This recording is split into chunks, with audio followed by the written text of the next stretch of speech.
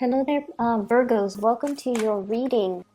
So, when I was shuffling out this spread for you, what I saw was this balance scale. Okay, so it's like a balance. It's a scale, and I see two hands kind of on either side, trying to calibrate it exactly so that everything is in equilibrium, everything is in balance.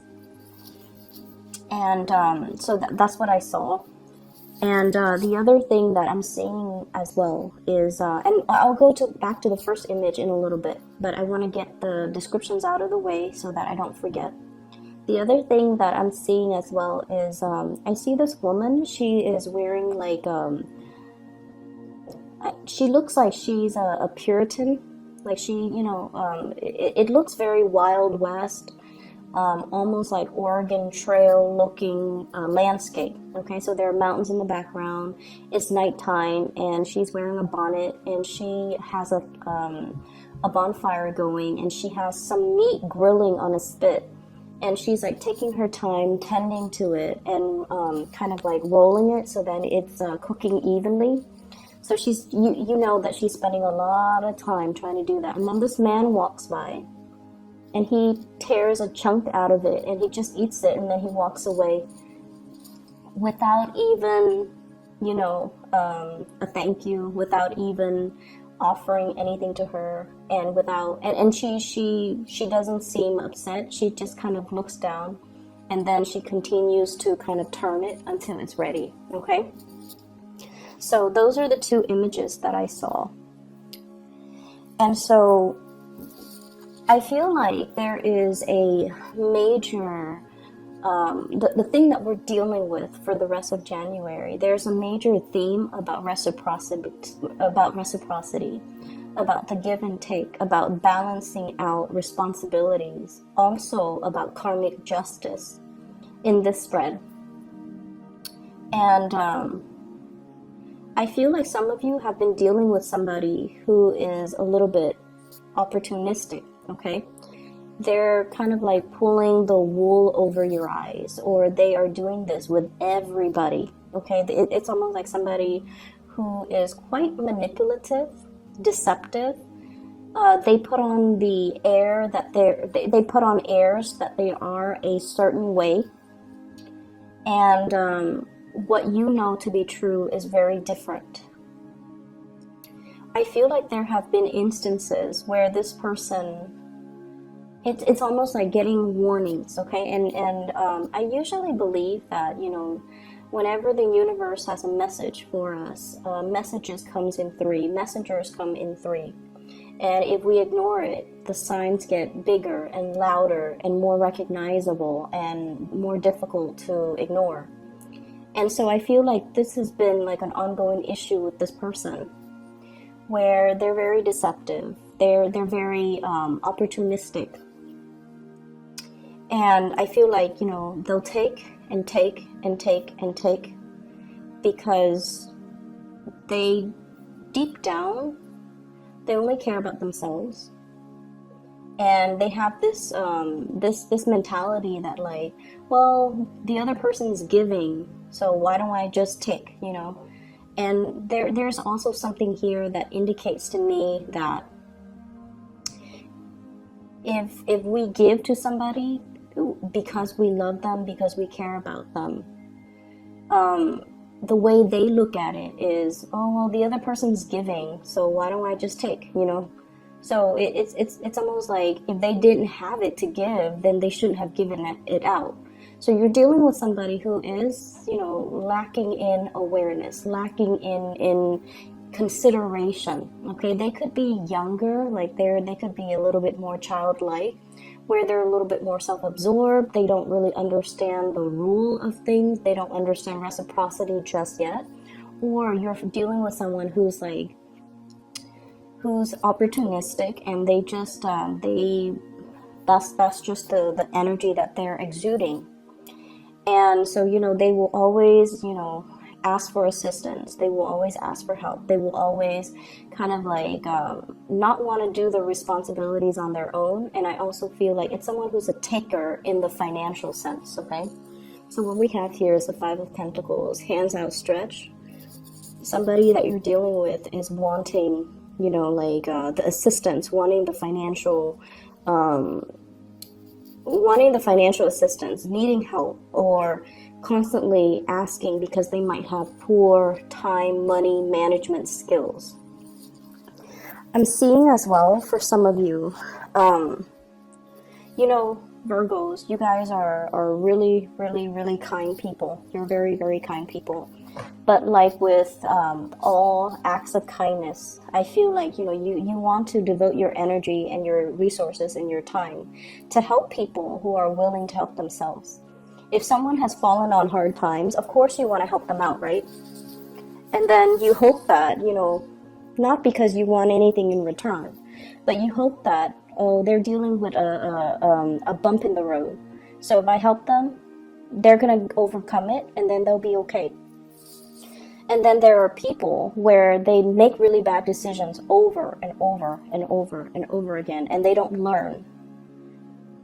And you feel like if I help them, they're never going to be able to help themselves. They're never going to be able to, you know, learn responsibility. So I feel like some of you have been dealing with this and you're coming to the realization that the other person's taking me for a ride.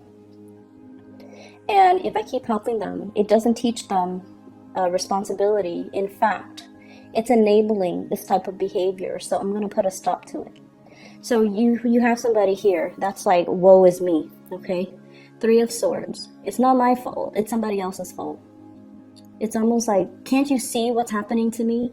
And it's lacking in the ability to take on responsibility, to accept our responsibilities, to accept that we somehow contributed to this situation and we're here now, but we don't accept responsibilities and we cast the blame on other people.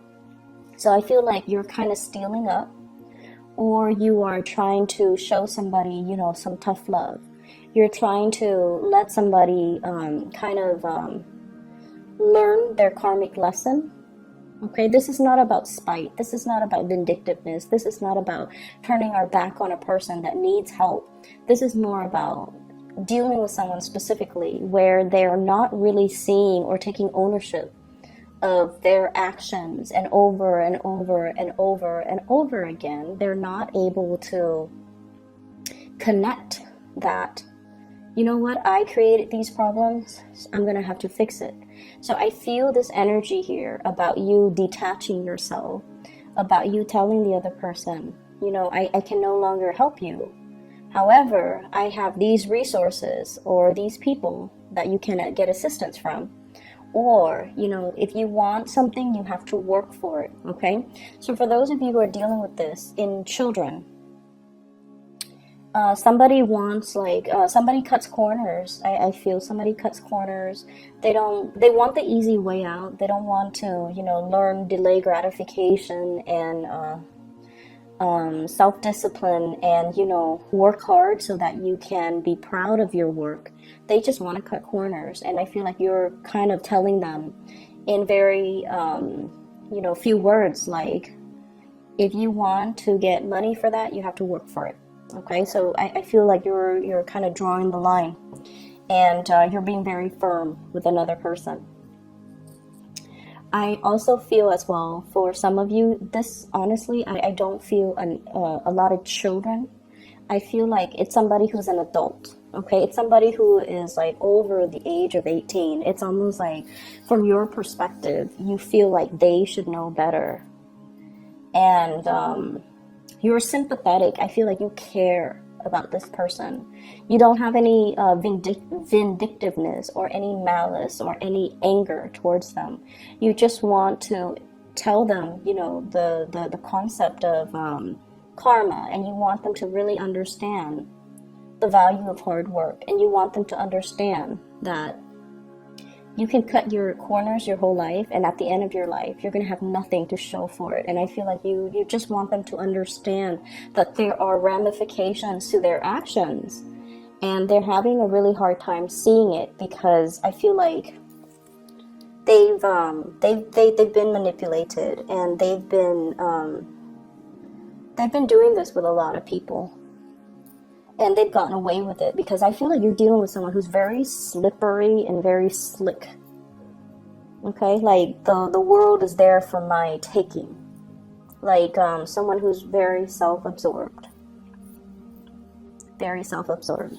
In the relationship front, however, we have a different energies. I feel like some of you are in a relationship with somebody who is very careful with money. Okay, it's somebody who wants to get their money's worth. From an outsider's perspective, they might be considered calculating or too cautious with money. So, you know, in a way, it's like somebody who others perceive to be very, like, to be a little bit more on the stingy side. But I feel like they have a lot of love to give. What we have here is the Lovers. And this is like shouldering the responsibilities of the relationship. It's somebody who's very practical. It's somebody who's very grounded. I mean, like, there are two people here, and he's holding her up with his legs. Okay, so it's like he's shouldering the responsibilities. So I feel like whoever it is that you're dealing with, male or female, this is somebody that's like, honestly, at the end of your life, you want this person by your side. When you're 80 years old and you're sick and you're no longer, you know, young and spriteful and youthful and attractive, this is still somebody that's going to love you for you. They're going to be there for you to make sure you take your medicine. You know, like when we think of like a really old couple, right? And the physical attraction might or might not still be there. And we think about, you know, declining health and whether or not we're going to be in our best shape. This is somebody that will be there for you through thick and thin, because that's just the way they are. So I feel like you have a partner, you have somebody that will be there for you through thick and thin. And some of you are cognizant of this fact as well. They might not be like the most romantic type of a person, but they're very stable, very loving, very nurturing, and you know they don't mind taking care of you. They'll be there when you're sick. They'll be there through the bad times. Okay, it's somebody who's not going away, who doesn't shy away or, you know, run for the hills at the first sign of trouble. It's somebody with sustaining power. So you've got somebody that's really it seems to me almost like a karmic relationship here. I have here the Six of Pentacles and also the Five of Pentacles. These are big karma cards in my book. They could be good or bad. Both of them. Usually I think of karma as, you know, what you give out is what you get back. And both of these cards are falling out in this spread. 5 and 6, which basically means you have some good karma coming back to roost.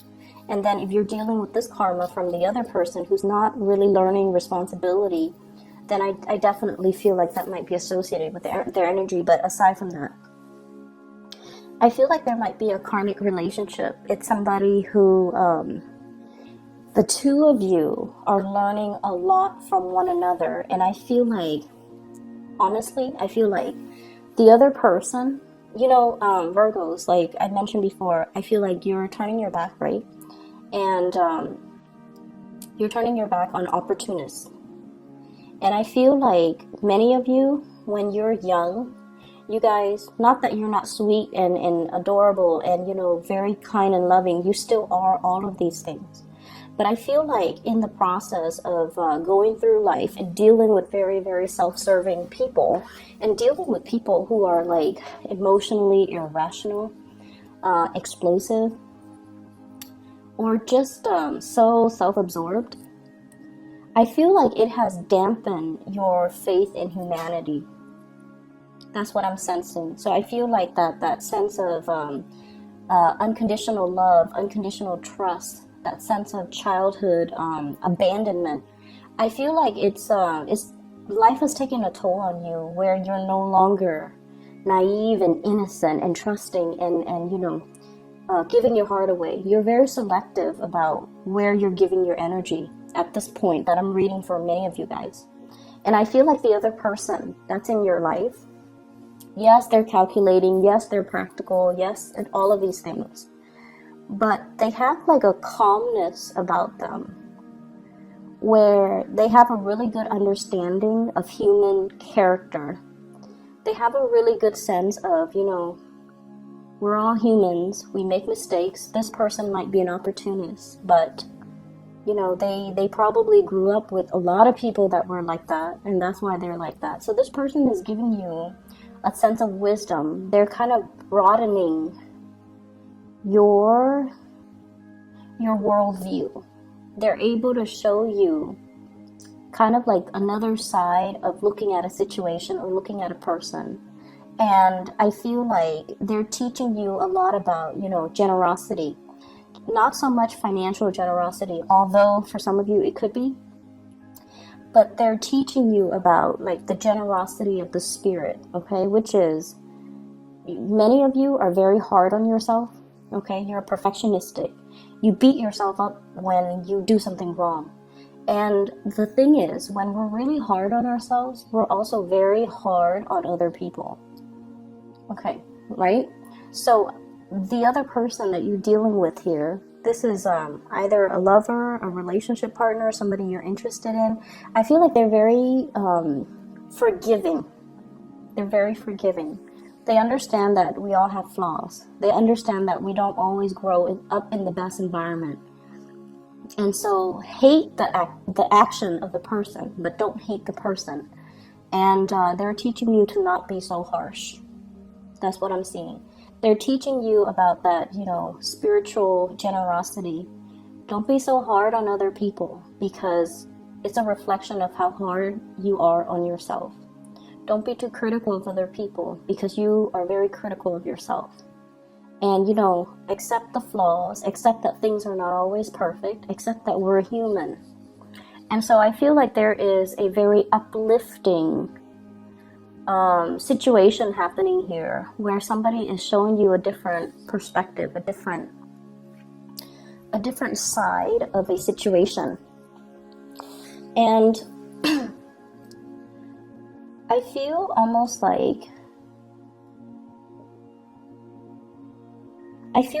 like this is something where it's taking you outside of your element in order for you to truly understand it, okay? What I have here is the Knight of Wands. This is like rushing in, arguments, defending a situation, defending our beliefs, fighting on a moral ground. So for example, if you're holding back your generosity because the other person is just like taking advantage of it, they're not learning. And you're just like, no, I'm going to hold my ground, because this is about the principle. This is not about, giving the money or being generous. This is about letting the other person kind of learn their lesson. And then I feel like there's something here about, standing your ground, fighting something on a matter of principle, like it's the principle of work ethics. It's the principle of not taking the easy way out. It's the principle of hard work and, delay gratification. These are the things that you really want the other person to understand. And I just feel like there is a paradigm shift here where it requires you to kind of step out of your element and to really understand where the other person is coming from. I have here the Queen of Wands and the Knight of Wands. I usually think of this as a family unit. And I usually think of this woman, this Queen of Wands, as somebody who's very caring, and she's also very protective, and she's also very, it's almost like that mother's love type of energy, okay? Mother's love, like mother's forgiveness, a mother's unconditional love, seeing the other person as a person. We can hate the trait in the other person, but we really shouldn't discredit the person. We really shouldn't discredit their humanity. So I feel like you're dealing with someone who's really, really changing your worldview. And we have the World as well. And they're teaching you a lot more about forgiveness. They're showing you to be more understanding. They're showing you to be more forgiving. And I feel like they're showing you to be all of these lessons that you're learning from the other person. They're showing you how to be kind of like less harsh when it comes to your judgment, because ultimately I feel like many of you are very hard on yourself as well. So I see like a little bit of a sleight of hand, and I see a situation where things are not what they seem. You're getting some major epiphanies.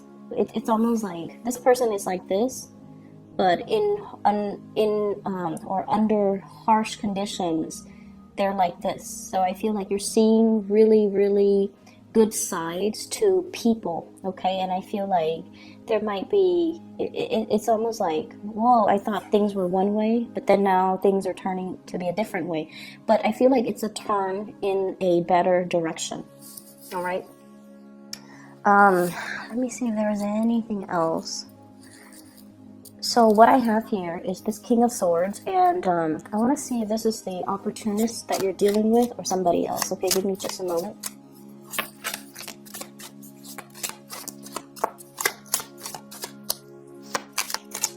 King of Swords. So I have an air sign, Aquarius, Gemini, and Libra.